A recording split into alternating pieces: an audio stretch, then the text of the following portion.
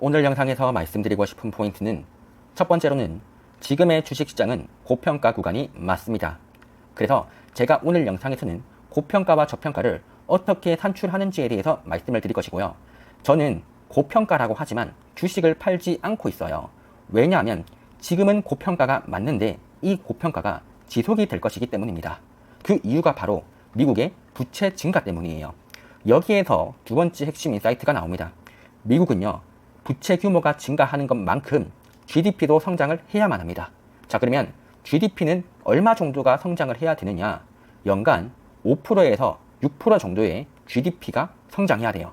이거는 다른 말로 하자면요, 여러분들이 가지고 있는 화폐 가치는 연간 5%가 하락한다는 겁니다. 앞으로 여러분들은 매년마다 여러분들이 가지고 있는 현금은 5%씩 가치가 떨어져요. 그렇기 때문에 사람들은 화폐 가치 하락을 방어하기 위해서 주식시장과 금, 코인으로 돈이 옮겨가는 것이고, 이 화폐 가치 하락 때문에 고평가가 지속이 된다는 겁니다. 이 내용에 대해서 정말 기초부터 차근차근 말씀드려 보겠습니다. 먼저 S&P 500 가격이 오늘날에 고평가가 되었다라고 하는 이야기들을 들어보셨을 거예요. 여기에서 고평가니 저평가니 이 요인들은요, 멀티플이라고 하는 요인에서 결정이 됩니다. 자, 구체적으로 말씀을 드리자면 최근에 파월 연준 의장이 나와가지고 주식시장의 여러 지표들을 본다라고 했었거든요. 그리고 여기에서 선행 PER 데이터가 고평가되어 있다라고 말했어요. 즉 PERE 요 데이터가 고평가가 되어 있대요. 자, 그러면 이 PER이라고 하는 게 뭐냐? 쉽게 말해서 사람들의 기대감이라고 보시면 돼요. 실적이 100만 원짜리가 있어요. 1년에 100만 원 정도의 실적을 내는 이 회사를 여러분들은 얼마를 주고 살래라고 했을 때 평균적으로는 한 26배 정도의 멀티플을 부여한대요. 그러니까 실적 100만 원을 내는 회사를 평균적으로는 26배의 가치를 부여를 해서 최종적으로는 2,600만 원 정도에다가 사람들이 매수를 하는 게 이게 평균이라는 거예요. 자, 그런데 오늘날의 상태는 어떠냐? 누군가는 34배 정도의 가치를 부여해가지고 이거를 3,400만 원에 산다는 거예요. 자, 그러면 이상하죠? 과거의 평균은 2,600만 원에 샀는데 오늘날의 사람들은 3,400만 원에 산대요. 이런 것들을 보고, 야, 지금 사람들은 너무 실적 100만 원짜리를 너무 비싸게 사고 있다. 3,400만 원, 34배의 멀티플을 부여하고 사고 있으니까 이거는 고평가다라고 말을 하는 거예요. 자, 그래서 이 전문가들은요, 저평가와 고평가를 판단을 할 때 어떻게 판단을 하냐? 과거에 있었던 PER 데이터를 분석을 해요. 이 중에서 평균치를 구합니다. 그리고 이 평균에서 얼마나 떨어져 있느냐? 쉽게 말해서 평균이라고 하는 사람은, 다수의 사람들은 평균 한 26배 정도의 가치를 부여한다면 좀 비싸게 사는 사람들은 34배의 가치도 부여를 하고요. 싸게 사는 사람들은 18배의 가치도 부여를 한다는 거예요. 그래서 누군가는 비싸게 사고 누군가는 싸게 사죠. 요거에 대해서 통계를 내보는 거예요. 이 통계를 내보는 게 뭐다? 바로 정규 분포라고 하는 겁니다. 내용이 좀 어려울 수 있어요. 그러니까 쉽게 생각하면 돼요. 여러분들이 평균적으로 S&P를 구매하면요, 최근 5년 동안은 한 26배 정도의 멀티플을 부여했대요. 그러니까 실적 곱하기 26배 정도의 가치를 부여해서 샀던 거예요. 근데 누군가는 아주 비싸게 사는 사람도 있겠죠. 실적이 100만 원 나오는 회사를 누군가는 1억에 사는 거예요. 그러니까 멀티플을 막 100배 부여하는 거죠. 이렇게 극단적으로 비싸게 사는 사람들도 있을 거예요.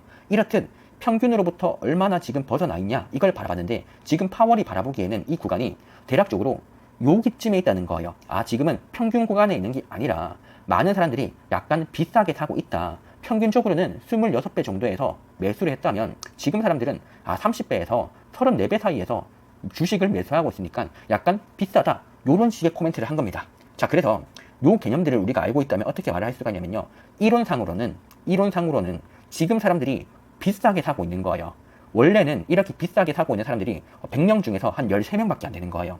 100명의 사람들이 있다면 비싸게 사는 사람들은 한 13명 정도가 있는데 지금의 가격들은 한 13명의 사람들이 되게 비싸게 사주고 있는 이런 구간이다. 이렇게 체크를 하시면 되는 거예요. 그래서 앞으로 이 주식 가격들이 상승을 하면 상승을 할수록 비싸게 사는 사람들이 계속 많아지고 있네. 요거를 우리가 체크를 할 수가 있다는 거죠. 그래서 싸니 비싸니는 어떻게 판단을 한다?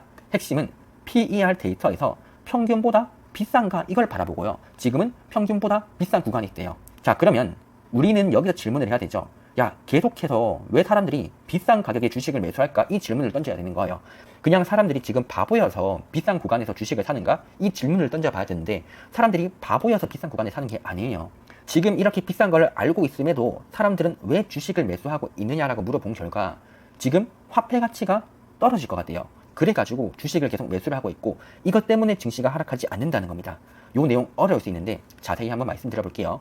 지금 우리 증시 상황들을 분석을 하게 되면요. 지금은 경기가 둔화 국면의 상태예요. 그렇다 보니까 금리를 많이 내리려고도 하고 있다고요. 자, 그러면 경기가 둔화가 된다는 사실에만 집중을 하면요. 주가는 하방 요인이겠지만요. 지금 경기가 둔화가 된다는 이 요인 때문에 돈을 많이 풀어내고 있어요. 그래서 화폐 가치가 떨어지기 때문에 자산 가격이 상승할 수도 있어요. 자, 그래서 지금 우리가 집중을 해야 되는 거는 실적 둔화도 있지만 유동성 확대라고 하는 호재도 있단 말이에요. 자, 그래서 이 두 가지 요인에 대해서 조합을 해보게 되면 다양한 시나리오들을 만들 수도 있거든요. 핵심만 요약해서 말씀을 드리자면요. 지금 시장의 분위기는 이런 겁니다. 실적이 지금은 잘 나와. 그런데 미래에는 둔화가 되지 않을까? 지금 사람들의 마인드는 딱 여기 있어요.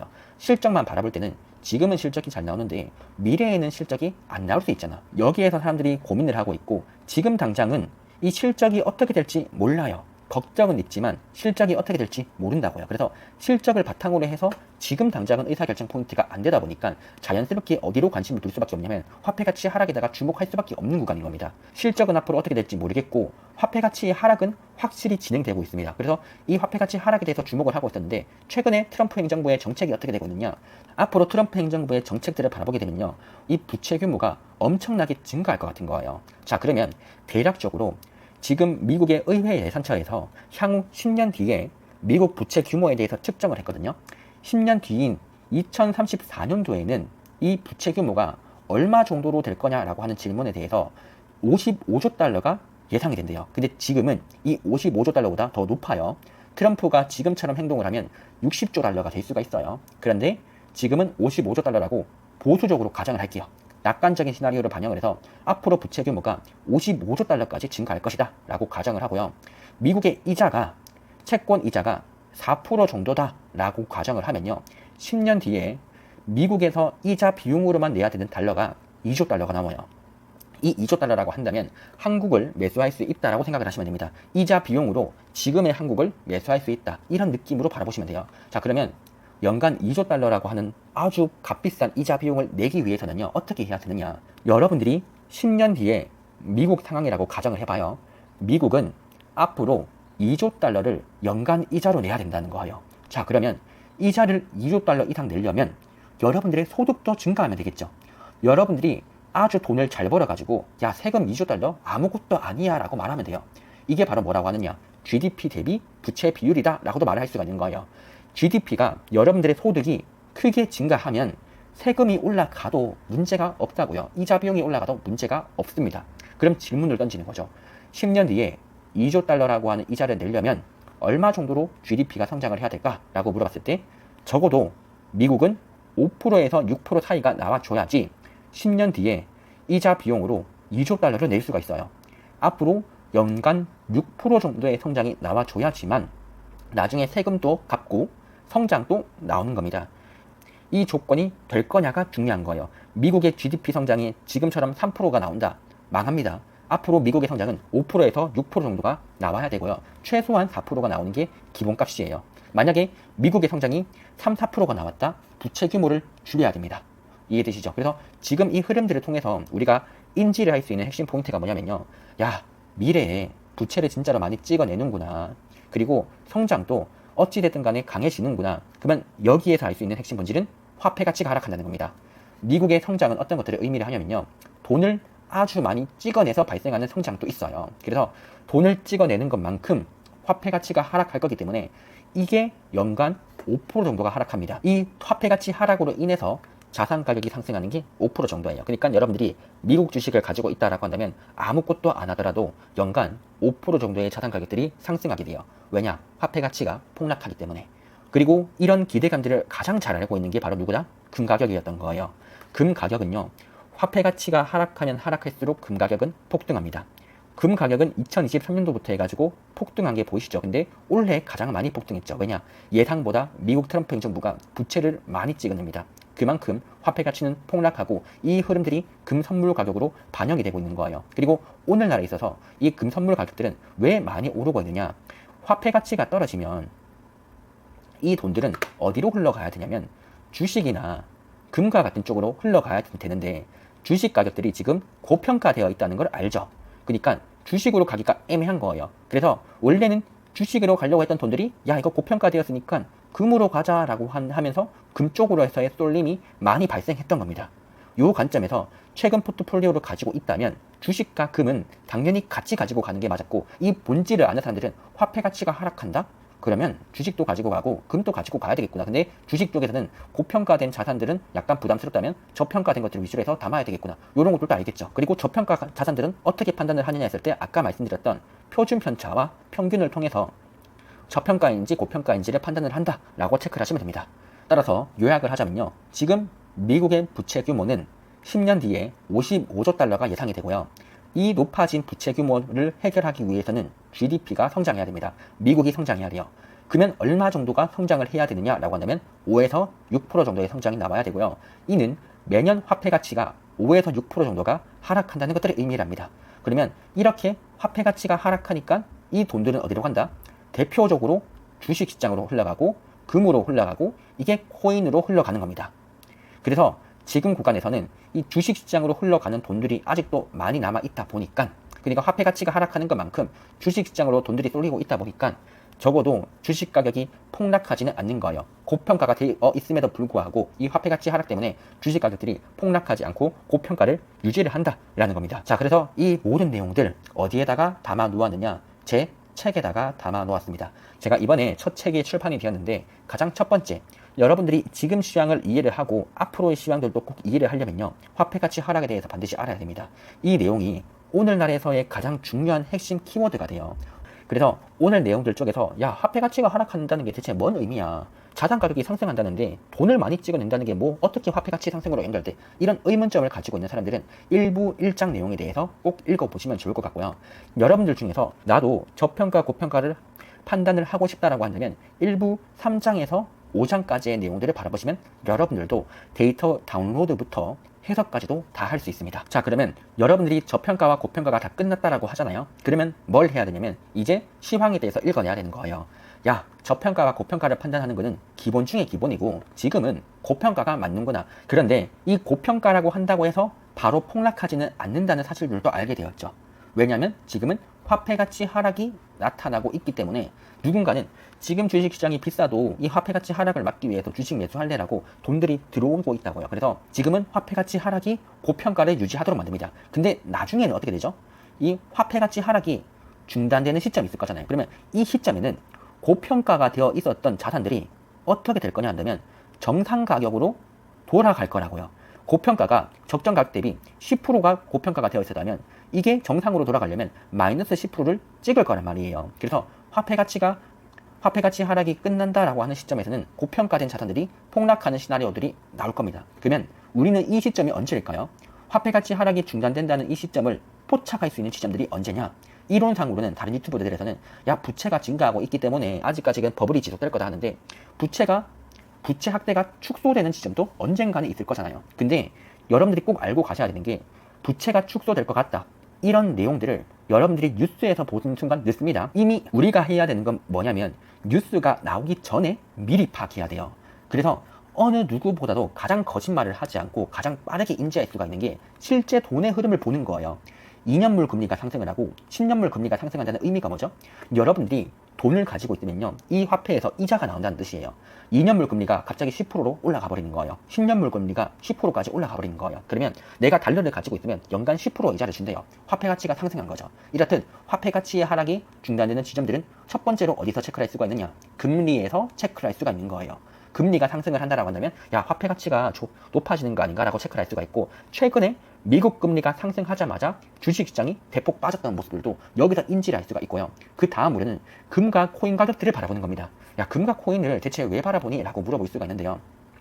2023년도 이후에 금 가격과 비트코인의 가격들을 바라보면요, 상관계수가 0.93이었습니다. 이 말의 뜻은 뭐냐면요, 코인이 상승하면 금과 코인이 거의 똑같이 움직였다는 거예요. 자, 근데 여기서 의문이 있죠. 야, 금은 안전자산이고 코인은 위험자산인데 안전자산과 위험자산이 동반 상승했다? 뭔가 이상해요. 여러분들이 알고 있기에는 야 위험자산과 안전자산은 반비례로 움직여야 되는데 지금은 동행했다는 거예요. 그러면 지금 금과 코인을 매수하는 사람들은요, 안전자산이니 위험자산이니 이거에다가 집중하지 않는다는 의미겠죠. 그러니까 지금 코인과 금을 매수하는 사람들은 그냥 화폐 가치 하락을 방어하기 위해서 금과 코인을 항상 사고 있었던 겁니다. 그렇기 때문에 지금 이 시장의 흐름들을 이해를 한다면, 아, 지금 금과 코인은 화폐 가치 하락을 위해서 사람들이 매수를 많이 하고 있었구나. 그런데 나중에 금과 코인이 동시에 하락을 해준다라고 하면 이 구간들에서는 시장의 기대가 꺾이는 거죠. 왜냐? 지금 시장은 어떻게 예상을 하고 있죠? 화폐 가치가 하락할 거다. 요거를 예상을 하니까 금을 매수하고 코인도 매수했던 건데, 화폐 가치가 상승한다라고 친다면 금 매수 포기하고 코인 매수 포기하겠죠. 여기에서 이 금 가격이 하락하게 되고 코인도 하락하게 된다는 거예요. 그럼 이걸 인지하는 순간, 야, 지금은 화폐 가치가 상승하려고 하고 있나 보다. 그러면 조금 현금화를 만들어 놓자. 여기까지의 포트폴리오 전략이 자동으로 되는 겁니다. 돈의 흐름을 파악을 하고 남들보다 빨리 움직여야 되는 거예요. 그래서 뉴스들보다는 실제 돈의 흐름들을 파악한다는 게 중요한 거고, 이런 내용들을 알려면 여러분들이 2년 금리는 어떤 특성을 가지고 있고 10년 금리는 어떤 특징을 가지고 있고 금과 달러 또한 코인은 어떤 특징들을 가지고 있는지를 반드시 알고 가야 됩니다. 요거 제가 어디에다가 적어놨냐면 요 내용들이 제 책의 2부와 3부 내용이에요. 1부 내용 같은 경우에는 여러분들이 화폐 가치 하락, 요 기초 개념에 대해서 확실히 잡을 수 있도록 만들었고요.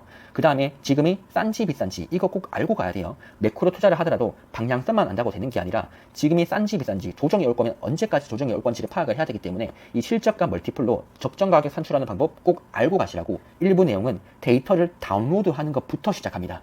일부에서는 데이터를 어디에서 다운로드 받고 어떻게 가공을 해서 지금 비싸고 싼지를 파악하느냐, 이걸 알 수 있도록 한 게 1부 내용입니다. 그래서 2부 내용들은 뭐냐, 금과 코인, 금리 가격들 있죠.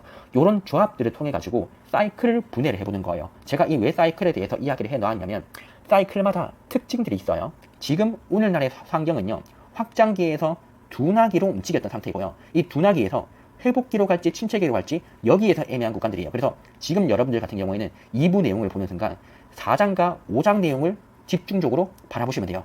그리고 지금 구간에서는 금리와 금, 환율 같은 조합 해석이 매우 중요하구나, 이런 것들도 인지를 할 수가 있을 겁니다. 그래서 이렇게 2부에서는 돈에 대한 조합 흐름들에 대해서 이해를 할 수 있는 시간이라면 3부 내용에서는 정말로 깊게 들어갑니다. 여러분들이 단기금리는 어떤 특성들을 가지고 있고 장기금리는 어떤 특성들을 가지고 있는지, 이런 구체적인 특성들과 돈의 흐름을 하루 단위로 이해할 수 있도록 매우 기초적인 내용들과 심화된 개념들까지 다 넣어놨어요. 그래서 여러분들이 나중에는 어디까지 할 수가 있을 것이냐라고 한다면 전날에 있었던 돈의 흐름들을 바라보고 주식시장 움직임들을 해석할 겁니다. 그러니까 제가 매일마다 거의 에세이를 올려드리잖아요. 이 에세이를 올려드리는 게 뭐냐면, 전날에 금리가 하락을 하고 달러 가치가 하락을 하고 주식시장이 상승을 했다. 그러면 금리 하락과 달러 하락 그리고 주식 상승, 요 세 가지의 조건들을 충족할 수 있는 변수가 무엇이지? 요거를 이해를 하고 나서, 아, 이런 재료가 지금 시장의 중요 포인트구나. 그러면 이 내용에 대해서 제 생각을 말씀드려야 되겠다. 요 흐름이 만들어지는 거예요. 그래서 매크로를 한다고 한다면 지금 이 돈의 흐름들을 모르고 매크로 해석한다? 말이 안 돼요. 일반적으로 뉴스만 보고 파악한다? 절대 말이 안 되고, 무조건 이 돈의 흐름들을 알고 가는 게 기초 중에도 기초입니다. 그래서 이 기초에 대해서 다시는 단계가 2부 내용과 3부 내용이다 라고 체크를 하시면 돼요. 여러분들이 1부, 2부, 3부들을 다 마스터를 했다면 이제 4부에서 조금 더 구체적으로 실전 투자의 승률들을 높여줄 수 있는 내용들까지도 구성을 하였습니다. 이렇게 오늘은 제가 생각하고 있는 시황에 대해서 한번 말씀드려봤고, 그리고 제 책에서는 어떤 내용들을 담고 있는지 이 내용에 대해서도 여러분들에게 설명드려봤습니다. 여러분들이 도움이 되셨으면 좋겠고, 제 책 같은 경우에는 이론보다는 실전 중심으로 해서 대부분들의 내용들이 들어가 있는 만큼 아마도 책을 읽으면서 바로 실전 투자로 적용할 수 있도록 한번 만들어놨습니다. 오늘 내용들이 도움이 되었다라고 한다면 제 책 한번 읽어보시는 거 절대 후회하지 않을 거라고 생각을 합니다. 이상으로 오늘 영상은 여기서 마치도록 하겠습니다.